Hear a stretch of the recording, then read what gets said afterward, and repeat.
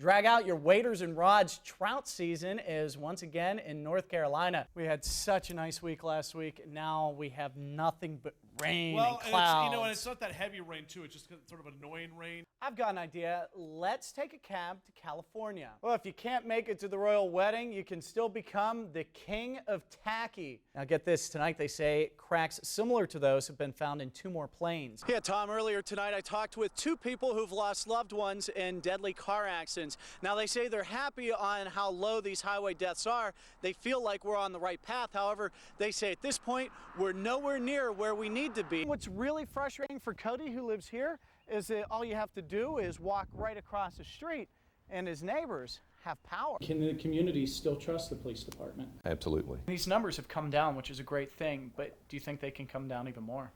I mean, realistically.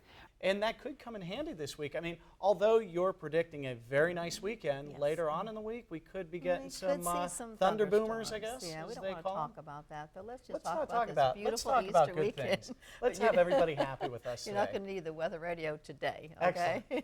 That's a good report. Animal control in Chesterfield County is facing accusations of killing 24 dogs and dumping their bodies in a landfill. Even though the funeral plans are now in place, the harsh reality of what happened hasn't necessarily sunk in. Speaking of that tough terrain, one of the searchers had to be brought back out on an ATV to receive medical attention after he fell and twisted his ankle. Now, I spoke with several of these dog handlers and asked them if their dogs picked up any scents, and from the ones that I spoke with, their dogs did not. We're having a little history lesson here. You know, Prince William that's marrying, does anybody know his last name out there?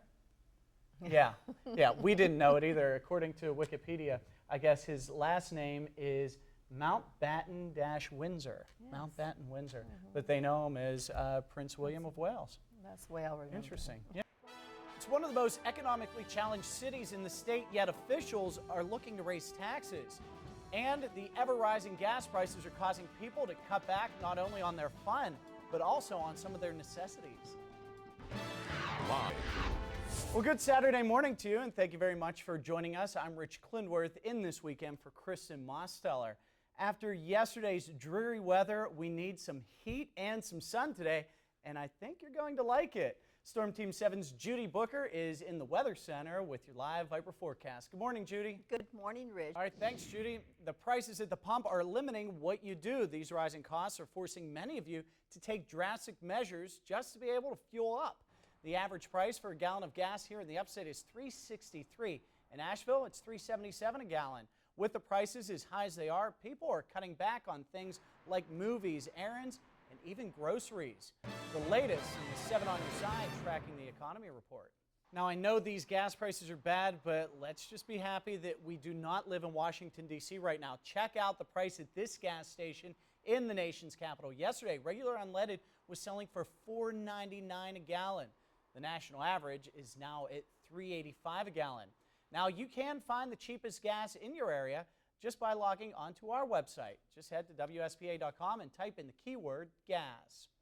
Now, as you know, filling up your car can be very painful, but running your car on empty could also cost you hundreds in repair costs. Many drivers are waiting until the gas tank is almost empty before filling up with just a few gallons. Mechanics say that's damaging your fuel pump. People who live in one of the upstate's most economically challenged cities now face higher taxes and utility rates. Details in the 7 on Your Side Community Watchdog report. At a workshop this week in the City of Union, city leaders proposed a budget that includes a property tax increase and higher utility fees. Now to a 7 on Your Side crime tracker alert, a search for 3 accused burglars. Deputies say the men drove through a garage of a motorcycle shop and headed straight towards deputies. It happened on Highway 221 in Greenwood County. Deputies fired several rounds into the vehicle, but that vehicle kept on going. Now here's a look at one man. Deputies arrested 25-year-old Lamar Lockhart. Investigators say Lockhart drove off from Columbia with another one of the accused burglars. They say Lockhart has family in Greenwood. Deputies have not released a description on the other 3 suspects that they are looking for in connection with this burglary.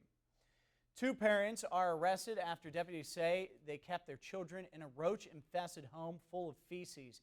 Deputies say the couple was living in horrible conditions at a home on Maple Leaf Drive. Now that's just off of Asheville Highway in Spartanburg County. 28-year-old Christopher Greer and 46-year-old Nicole Sinnott are charged with child neglect. Police say 2 people are accused of severely beating a woman at a fast food restaurant in Maryland. Take a look at this video. A videotape of the attack at a McDonald's was posted online. The company issued a statement condemning that violence. Most people go to church on Easter Sunday to praise the Lord. Well, in one church, that may still be true, but there are some added incentives like the possibility of winning a 3D TV. Those details are coming up. John Pace, owner of Tar Heel Paving and Asphalt in Hendersonville, knows what it's like to work along the highway.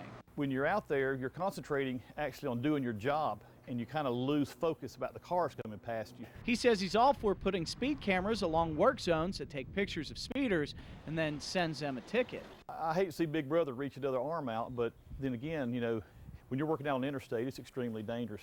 The cameras would also go in school zones. It's a 20-mile-an-hour speed limit, which is routinely exceeded by traffic, even during school hours. Besides the safety implications, the bill would be a good way to generate revenue for state schools. For instance, speeding through a school zone, it's a $125 fine, whereas speeding through a work zone, that's a $250 fine. Absolutely. In the current budget crisis we have now, and the kind of deficits we're looking at, it's unreasonable for us to look to the general fund to begin paying off this $749 million judgment. Representative Ray Rapp, who is co-sponsoring the bill, says that money from fines are supposed to go to schools for technology. But he says the North Carolina School Board Association felt they weren't getting enough of that money and were awarded nearly $750 million. Representative Rapp says that the money raised from these cameras would go to the schools. While people may not like the thought of being caught speeding, Representative Rapp has this to say.